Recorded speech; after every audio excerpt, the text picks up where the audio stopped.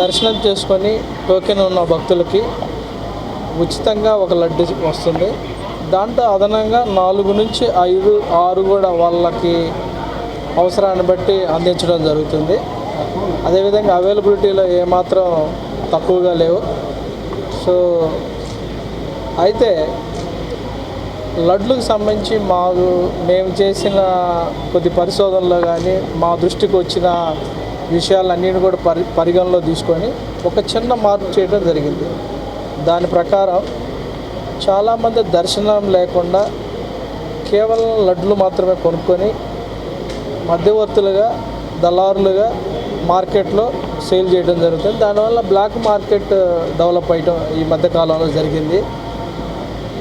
మేము ఈరోజు విజిట్ చేసినప్పుడే మేము మెట్లెక్కుతుంటేనే ఒక వ్యక్తి 3 బ్యాగుల్లో తీసుకెళ్తాడు. అసలుకే వడలు చాలా తక్కువగా ఉంటే దర్శనం చేసుకున్నాడంటే దర్శనం చేసుకోలేదు ఆమె. సో ఇవన్నిటిని మేము ఆల్రెడీ ఈరోజు చూడంగా మాకు దృష్టికి వచ్చింది. ఆల్రెడీ మా దృష్టికి చాలాసార్లు ఇది వచ్చిన తర్వాత అన్ని విషయాలను పరిగణలో తీసుకొని దర్శనం లేని వాళ్ళకి దర్శనం చేసుకోకుండా కేవలం లడ్లు మాత్రమే కొనుక్కొని మార్కెట్లో విక్రయించే వాళ్ళకి మాత్రం ఆధార్ తీసుకొని 2 లడ్లు మాత్రం విక్రయించడం జరుగుతుంది. దీంట్లో సామాన్య భక్తులకి వాళ్ళ యొక్క బెనిఫిట్ కోసమే ఈ చర్యలు తీసుకోవడం జరిగింది. దీనివల్ల సామాన్య భక్తులు దర్శనం చేసుకున్న వాళ్ళకి లడ్లు ఎక్కువ ఇవ్వటం ఏర్పాటు చేయడం జరుగుతుంది. సో బ్లాక్ మార్కెట్ను అరికట్టడం ఇది ఒక ఉద్దేశం.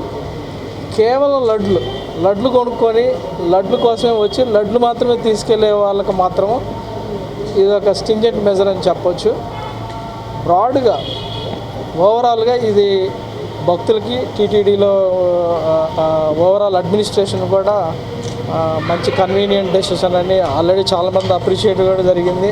కొన్ని ఛానల్లో అలా చేశారు, ఇంకొక ఛానల్లో వేరే రకంగా చెప్పారు. బట్ పాలసీలు ఎక్కడ ఏం చేంజ్, పాలసీ అలానే ఉంది. కేవలం దర్శనం లేని వాళ్ళు మాత్రమే ఒక ఆధార్ను తీసుకొని 2 లడ్లు ఇవ్వడం జరుగుతుంది. ఇది ఒక్కటే చేంజ్. మీరు అందరూ సహకరించాలి. ఫ్యాక్ట్లు మాత్రం, నిజాలు మాత్రమే మీరు కొంచెం ప్రచారం చేస్తే అందరికి కూడా ఉపయోగకరంగా ఉంటుందని ఆశిస్తున్నాను. అందరికీ నమస్కారం.